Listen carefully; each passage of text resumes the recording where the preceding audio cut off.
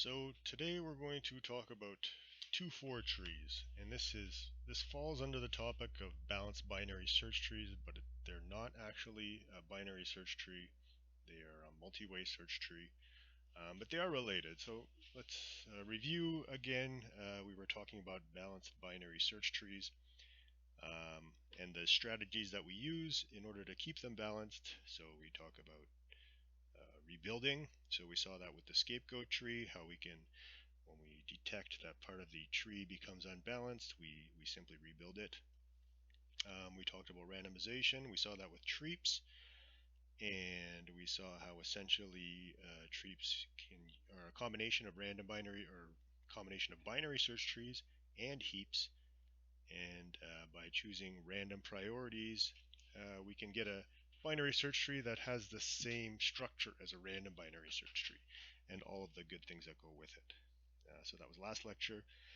And then we did mention a few times how you can use rotations. It's not just rotations, it's also local restructuring, I guess might be the better word. Because it's not necessarily just rotations.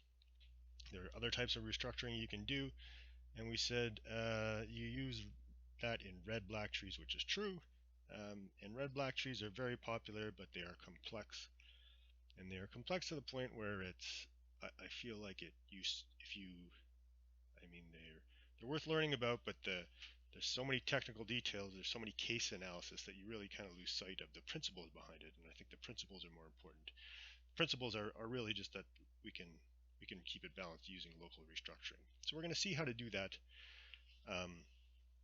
We're going to see how to do that in a related tree, the 2-4 tree. And the 2-4 tree is not completely unrelated to the red-black tree because it is isomorphic to the red-black tree. So what that means is for any given red-black tree, there is a 2-4 tree, and for each case of the restructuring that we do in the 2-4 tree, there's a case of restructuring in the red-black tree. And we're going to hopefully at the end draw attention to sort of the ideas behind how these things are isomorphic. So today's topic is a little bit different because there is no code. There's just the algorithm. So there's no officially supported version of the code that we use. You won't find it in the textbook. The textbook really sort of lightly brushes on 2-4 trees. We go a little more in depth. So the slides or the notes are the official resources for 2-4 trees. Okay, the slides are also a good resource. These notes are largely based on them. Yeah, so we're going to see how maintain balance through local restructuring. We talked about that, and that local restructuring is isomorphic to rotations and the coloring that we do with the red-black trees. And one thing you should note is the simple add and remove versions of it will be on the final exam, so you should know those things. Okay, so a 2-4 tree. It is not a binary search tree, it is a multi-way search tree. So a multi-way search tree is a generalization of a binary tree that allows any number of children.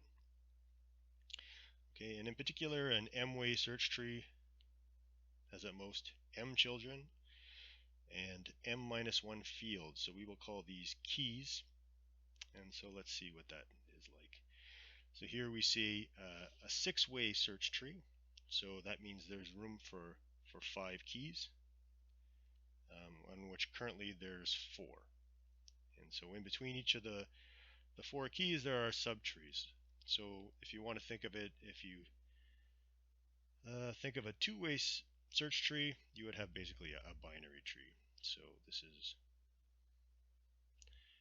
our 2-way search tree, but it does maintain some other properties as well, in addition to just having more keys. So this is a 2-way search tree, and if we wanted to make it a 3-way, we would just add one data element. Now, there's not necessarily data elements here, and so if we only had data in this one, we would not have a child here, and if we added data here, then we would have to have a child here. So these are just high-level details. We will get into more details later. One thing to notice about the keys is they are in sorted order. So K1 is less than K2 is less than K3 is less than K4. All right, so the lowest ranked key is on the left-hand side here, if you will, and then the highest ranked key is on the right-hand side. And then all the data in the leftmost subtree is going to be less than K1. So that's and that's very similar to our binary. If we had a two-way search tree, our binary tree, we know that everything down in the left subtree is less than D, and everything in the right subtree is greater than D. And yeah, that generalizes to this multi-way search tree where now everything in this subtree is between K1 and K2 in terms of value. Everything in this subtree is between K2 and K3, and here is between K3 and K4, and everything here is greater than K4. So that's how we maintain order. It does implement the sorted set interface as well, so, or it can. So the properties of a M-way search tree: each internal node, that is, by internal we mean it's not a leaf, must have at least 2 children, and a node with k children has k-1 keys. So we talked a little bit about that. So now searching is fairly straightforward. Let's say we wanted to find 16. Well, we start at 10. So we start here, we start at the first key of the root, and we see that 16 is greater than 10. So we look at the next key. Here 16 is less than 20. That means we're between 10 and 20, so we're going to go down this branch in order to continue to look for 16. So then again, we start at the first key of that node, so that's a 13. 16 is greater than that. We look at the second key. It's a 15. 16 is greater than that. So we look at the third key. It's a 17, and 16 is less than that. So we go down this subtree, and we find our 16. Okay. So find is fairly straightforward. It's just the same as find in a binary search tree, but of course now it's the nodes are slightly bigger and more children. Okay. So an M-way search tree can be generalized to any size, but we must bound it by a constant, otherwise all items are added to a single node, and we are basically left with a list.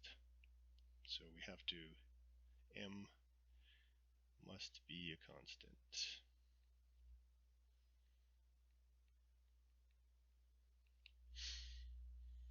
Okay, so now we're going to look at 2-4 trees, which is a 4-way search tree out of the definitions that we just looked at. So the properties of a 2-4 tree: all internal nodes have 2, 3, or 4 children. And again, internal means not a leaf. And an internal node with k children has k-1 data items. So we've already seen those definitions for the M-way search trees. The other property we maintain is that all leaves have the same depth. So that may seem like a complicated thing to maintain, but we're going to see how it's done. So here's an example of a 2-4 tree. And you can see that all the leaves have the same depth, and we're going to represent a nil node here with the x'd out box. And yeah, we see that everything in 7's left subtree is less than 7, and everything in its right subtree is greater, and that's generalized. Everything in this subtree of 9 and 11 is between 9 and 11. That's 10. So yeah. So that's an example, and notice that all the leaves have the same depth. And when we say leaves, we mean these guys. We don't mean the nil nodes. Let me just try and clean this up a bit.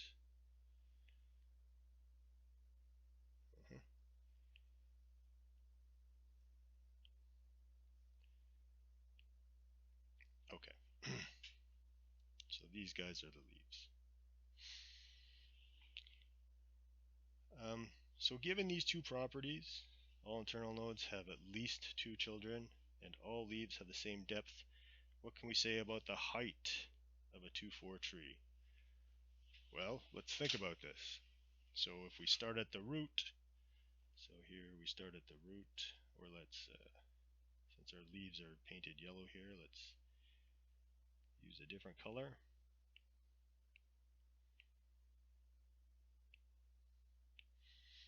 So we start at the root, and we go down one level, so we're going to go down, and every level we know our internal nodes have children until we reach the leaves. So from 7 we know, or from the root we know that there's at least 2 children, because that was one of the properties.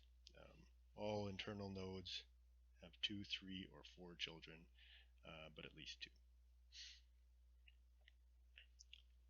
So then these are also the 4 here and the 9, 11 here are both internal nodes, so they both have at least 2 children as well.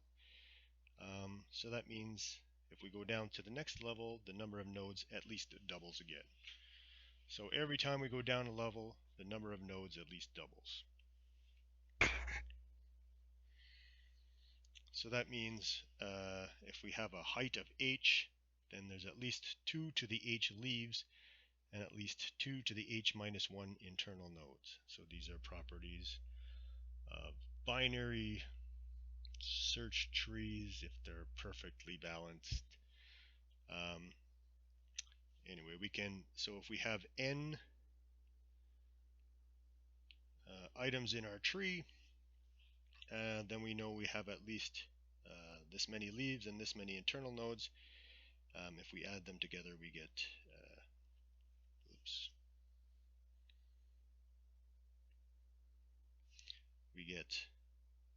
2 to the h plus 1 minus 1. So that's simply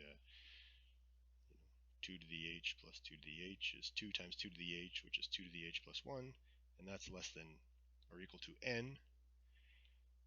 So if we take now the log of both sides, we get the log of 2 to the h plus 1 minus the log of 1 is less than or equal to the log of n. We can move this log of 1 over to the right hand side,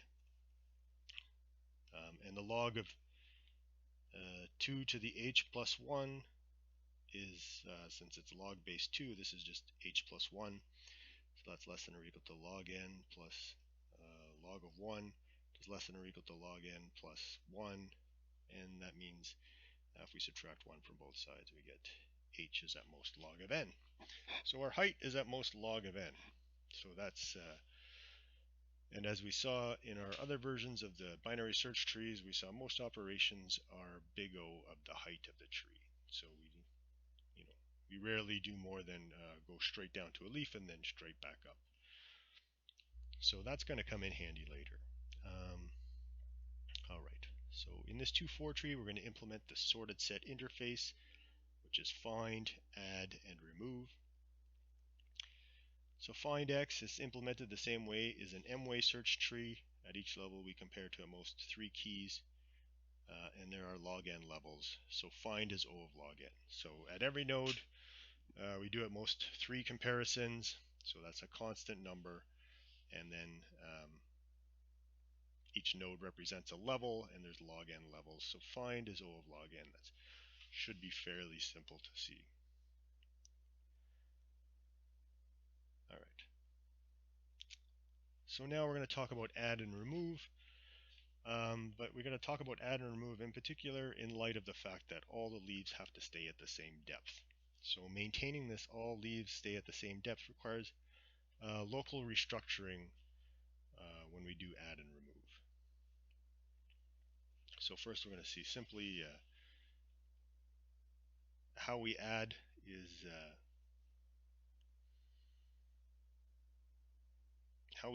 we added a leaf.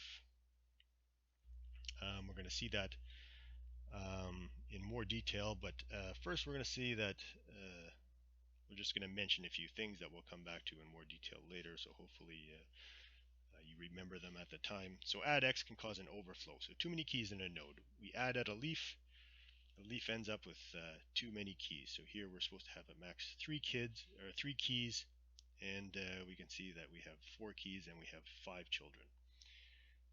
So our solution in that case is to split the node. So what we do is we split it into 2 nodes, and we promote one of the keys up to the parent. So now we see that our 5 children are actually the right number of children here. And once we promote 3 up to the parent, and then since the K3 has 2 children, we have the right number of children for this guy as well. So again, we're going to go over these again in greater detail. This is an introduction to these restructuring. Remove can cause an underflow. So that means not enough keys in a node. That is 0 keys. So we can have 1 key is fine, but 0 is not. So if that's the case, in order to maintain that, because let's say it's a leaf, now that leaf is removed, now the parent has only 1 child, which is not okay, since every internal node has to have at least 2 children. So in that case, we can borrow or transfer a key from a sibling. And this is actually a rotation. It's isomorphic to a rotation, so where the sibling moves up and the parent moves down. So from here, you can see in our little example, we want to borrow from this sibling here, so we're going to move K2 up and we're going to move P down. So then we can see that here. So K2 ends up in the parent node, and P moves down into where we deleted key 1 here. All right, and we can do that as long as we have a sibling we can borrow from. So a sibling with more than 1 key. It's possible that we try to borrow from a sibling, but there's only 1 key in that sibling. And if there was another sibling on the other side, there would only be 1 key there. So if we cannot borrow, we do what's called a fuse operation. So that's where so K2 would move down to here, and we would fuse all these nodes together.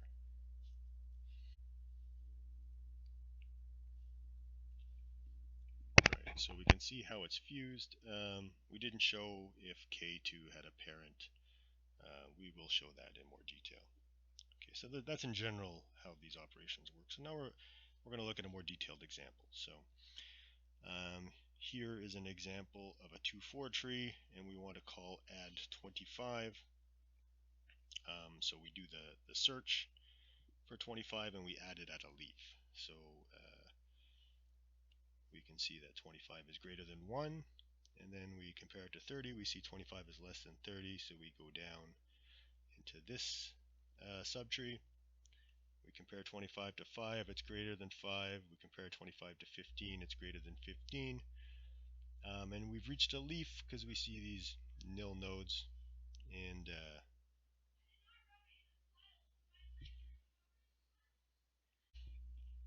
right, so we followed the search path for 25, and then we added at a leaf, and it goes right here. And then we would add another nil node. Okay, so that's fine. If there's room at the leaf, we can add it, and that's all that happens. But let's say we've added 25 now, and now we want to add 29, so we do the same thing. We go on the search path. 29 is greater than 1. It's less than 30, so we go down this branch. It's greater than 5. It's greater than 15. Greater than 25. So in essence, we add 29 to this node. We don't really. What we do is we recognize that, hey, we have an overflow state. So we have too many keys. So what we do is we split our node, and so we can see here how we've split it into 5 and 15 on one side and 25 and 29 on the other, and we have this sort of orphaned child here. In this case, it's a nil node, but it might not necessarily be, so we'll see how that goes, because split can actually propagate up the tree. We have to compute it recursively. So we split the leaf node, then we promote 25 to the parent node to restore the ratio of keys to children. So promote 25. So 25 goes, oops. 25 goes up the tree here and gets placed here. And now we have, so we had one child before, and now we have two children. So that's, so we've added another child to the parent node, which is, since we've added one key, we have to add a child. And down here we also have the right number of children. But however, if we look at our parent node, this node now has too many keys and children, so we have to split it again. Right, so we can see one child, two children, 3, 4, 5. So we split it again. The same method as we did before. We split it in half and then we promote 30. So where do we promote it? Well, this was the root before, so 30 becomes the new root. And now we have the right number of children for the subtree here and for the subtree here. 30 has two children here and here.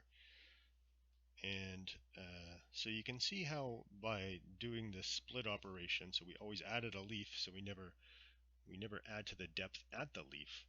We only increase the height at the root.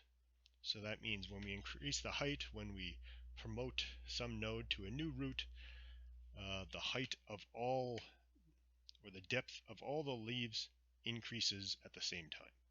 So that's how we maintain this idea that, on an add at least, that all of our leaf nodes are at the same depth. Okay, so that's pretty much add, and we could, recursively go. Here we only had 2 levels, and we had these fake subtrees here. But we could recursively split through many levels. But the height would only increase if we promote somebody at the root. So add x, we do a search for x if we want to analyze this now. So the search is big O of the height of the tree, which is O of log n, as we talked about. We add at the leaf, that takes constant time, and then we split recursively if necessary up the tree. That's again O of the height, which is O of log n, plus 1 if we increase the height. All right, so add x is O of log n. So remove is similar, but it's slightly more complicated. So we went over some of the, you saw sort of an introduction to these restructuring steps. So with remove as an internal node, we choose so this is just the remove in general, not the restructuring. So we want to remove something, but it might be an internal node. If it's at a leaf, then it's fine. We do the normal procedure, which we will see in a minute. But if it's at an internal node, we choose the in-order successor, or the predecessor also works. And this is very similar, same as we would do in a binary search tree. Right? In a binary search tree, if we have to remove an internal node, that can get very complicated, so we find the in-order successor and replace it, and then we splice out the in-order successor. So here we do the same thing. So the in-order successor is going to be at a leaf, and we replace it. So for instance, if we wanted to remove 2, so we're going to find the in-order successor. Well, we take 1 step to the right, and then we go as far left as we can.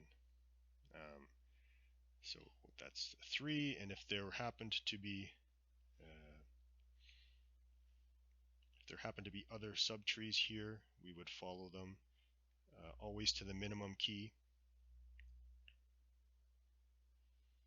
So in this case, if we did extend the tree like this, we would keep searching, and this guy down here would be at a leaf, and that would be the in-order successor.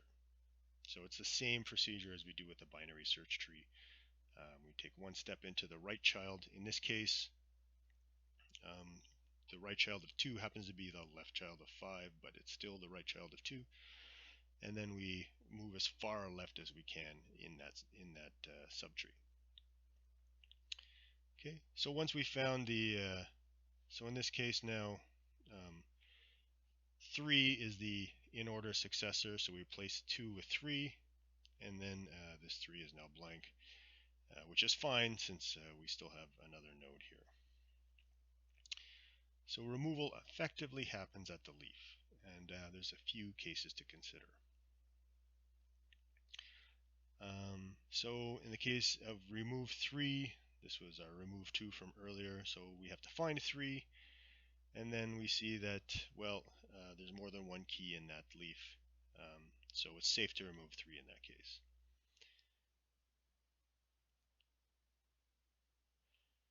Okay, so here's another example of a remove 3. This is a different tree.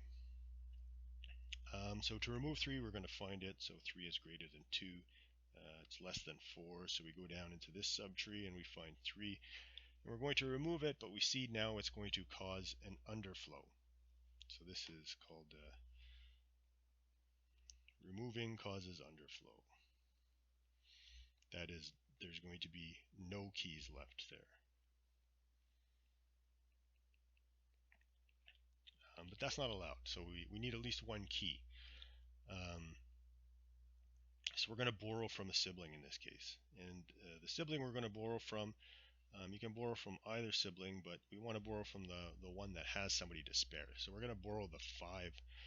But we're not actually borrowing the 5, we're going to borrow the 4, and the 5 is going to go up into the parent, and the 4 is going to come down here. So sort of we borrow from our parent, and the parent borrows from our sibling, right? So it's like a rotation from the binary search tree, as if we did a rotate left at 4. So the 5 goes up, the 4 goes down, and we end up with now our new parent. We have an extra key in our node, and so now we can safely remove 3. Okay, so we've removed 3 now, and yeah, you can borrow from either sibling. So now we've removed 3. We have no sibling to borrow from, because if we borrow from a sibling, so we're calling remove 4.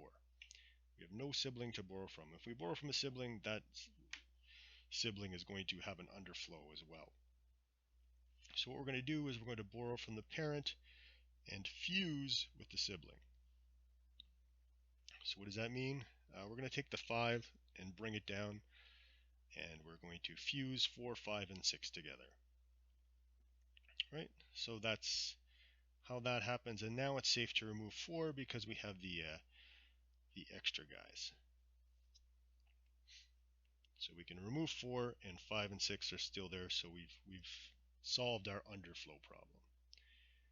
So now you might be thinking, well, that's great. So what happens if our parent, we can't borrow from our parent? What happens if we have an underflow at our parent? Well, we just do recursively either the borrow or the fuse operation. So if we borrow, then the recursion stops there. We don't need to go any further up the tree. But if we do a fuse, we might have to go even further, because now we're borrowing from our parent, and we're changing the number of keys in our parent. So let's say we did a remove 5. So in this case, we look on the search path for 5. This happens to be a binary search tree, it looks like, but this is still a 2-4 tree. So we're going to do a fuse operation again. So we bring our parent down, we fuse 5, 6, and 7 together, and we remove the 5, but now we have an underflow here, so we could recursively borrow from the sibling, and if we can't borrow from the sibling, then we fuse. So we can see we're doing another fuse operation here because of our underflow here. So we're going to, and in essence, there would be a 6 here, but that 6 got moved down. So we bring down the 4, we fuse the 2, 4, and 6 together, and then we remove the 6 and bring it down to the child.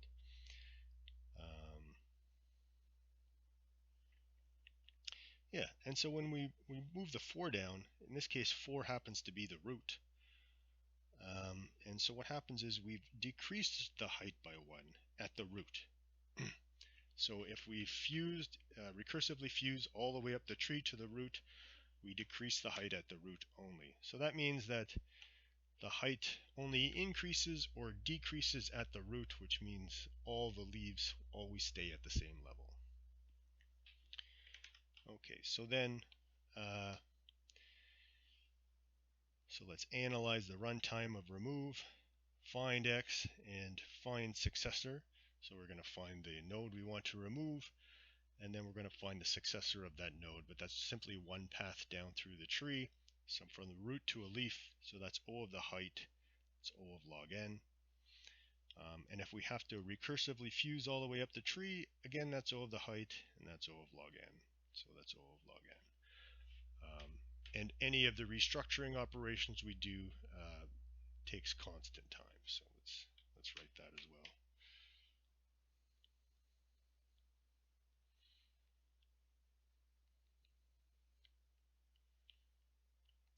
Restructuring is a constant number of operations.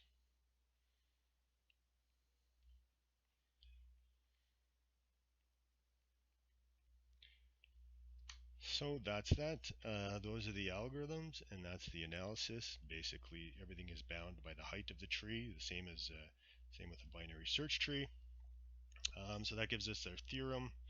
A 2-4 tree implements a sorted set interface and supports find, add, and remove in big O of log n time per operation. Okay, so that's 2-4 trees, and so next we'll look at why these are isomorphic to red-black trees. Okay, so we're going to talk a little bit about red-black trees. This is an old presentation I did. I want to put it up on the website, however there is a mistake in it that I have to fix first, because for some reason this seems to be an old version where I left a mistake in. So red-black trees are a balanced binary search tree. So there is the extra memory is minimal, constant amount of restructuring per insertion or deletion. So we talked on our 2-4 trees how split can go all the way up the tree and so confuse. But on a red-black tree, the split is actually just a recoloring. So that can go all the way up the tree, but the restructuring, there's only a constant amount. So we talk a little bit about balanced binary search trees and review rotations. And then we get to deletion, and then this is the wrong, I made a mistake here. So I didn't take the in-order successor, I just took some, I don't know what I did. Anyway, so I need to update this version and then put it on the website, so it may be a little delayed. So a balanced search tree, a 2-4 tree. So here I did some rudimentary example of a 2-4 tree, so I didn't really go into a lot of detail. I just wanted to use it as an introduction to red-black trees. So here you can see the basic structure in that so the depth of every leaf is the same. Yeah, we talk about how we split nodes, yada yada yada. So I want to get to the interesting part here. And that's how we decrease the height at the root only. So what makes a tree a red-black tree? So it's black balanced. That means every root to leaf path has the same number of black nodes. So a red-black tree has it just has a regular node with the data, but it also has an extra bit of information, which is the color. So extra bit color red or black. And now one of the things that defines a red-black tree is that it's black balanced. So every root to leaf path has the same number of black nodes. So we can have, and then no red edges. So 2 red nodes may not be connected by an edge. So what we don't have ever is this. There can never be that. If that happens, we have to do recoloring. You can have red to black, and you can have black to black. That's no problem. And every time we add a node, we add a red node. So here's an example of a red-black tree. These are your nil nodes down here. And how is this structurally similar to a 2,4 tree? Well, if we think of our black trees are always represent a node, and the red or the black nodes always represent a node in our 2,4 tree, and the red nodes represent an extra data item in the node of a 2,4 tree. So we can see here that we gather this red guy and this red guy along with this black node and this black node with these two reds, and this black node with this one single red. And then you pull all those into, so here we pull those into one single node, here we pull those into one single node, and here we pull those into one single node. So that's how we get this structural similarity to the 2,4 tree. And you can see that these are all fine. This is a valid 2,4 tree. And in fact, if you do a special kind of red-black tree that I believe it always leans one way, or at any rate, they're not always perfectly isomorphic, but they are if you're careful. So they can be. Yeah. And so we can see if we do an add operation, we always add a red node. So let's say we added a red guy here. So then we add two. So we added a red guy here, and then we add our two nil nodes. So the main thing, so you notice that we changed the depth, but what we didn't do is we didn't change the number of black nodes on this path. Since we added a red node and we didn't introduce any red edges, there's still the same number of black nodes on that path. So in essence, every leaf is the same number of black nodes away, and you have at most as many red nodes as black nodes on any path, because you're not allowed to have any red edges. So here, if we add a red node here, now we do have a red edge, so that's a problem. So that's as if we've added our extra, what we just saw, if we've added an extra key and now we have too many, now we have to do this split operation. And the split operation is if I push black down to these red nodes, and then I color the parent red, right? So that eliminates this red edge. In this case, though, it introduces a red edge here. But you can see now, sort of, we've adjusted this. We've adjusted this node here is fine. So we split up this node into two nodes. If we're thinking in terms of a 2,4 tree again, then this would be something like this. So we'd have black, we'd have a black here, and a red node here. So that would be the split operation. And then we would have promoted this red guy up into the parent. And you can see it's not quite the way we did it, but you can make them isomorphic. So here again, we pushed down black from this guy because we had this red edge that we wanted to get rid of. So it does get rid of this red edge, but it introduces a new red edge, and this is sort of how the recoloring propagates up the tree. So we have red here, we push down black again, and it's if this was instead a black node, then we can do this. We could do the Borel sibling operation. So that's and that involves basically a bunch of rotations. So here we go into the case analysis of how you do it. But I'm not going to get into that. If you're interested, you can go to, actually Wikipedia is not a bad resource for that because it's a very well-known algorithm, and everything about all the code and everything is well worn and well known at this point. So Wikipedia is not a bad resource in those cases. But yeah, we're not going to get into red-black trees. I just wanted you to be familiar with them, to be aware of them, and to sort of have an idea of how they work if you ever need to. Well, we'll see. We might go over it a little bit next week, but this is all I'm going to show you this week. A little bit of a short lecture today. I wanted to try and get the lecture shorter because I don't know. I find it's hard to sit through an hour or 80 minutes of, when it's a live lecture, there's a little bit more interaction, interplay, hopefully. But when you're just watching a video, it can get kind of boring. So I really want to try and condense it. You can always pause it and review the notes. So yeah, I want to try and shorten the lectures a little bit, and hopefully still present the same amount of information. But anyway, that's it for today.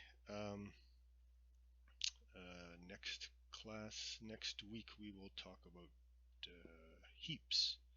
So we talked about trees. Trees combine heaps and binary search trees. Next week we will talk about heaps, and we'll see they're an interesting little implementation. And so some of it you should already be familiar with, but some of it will be new.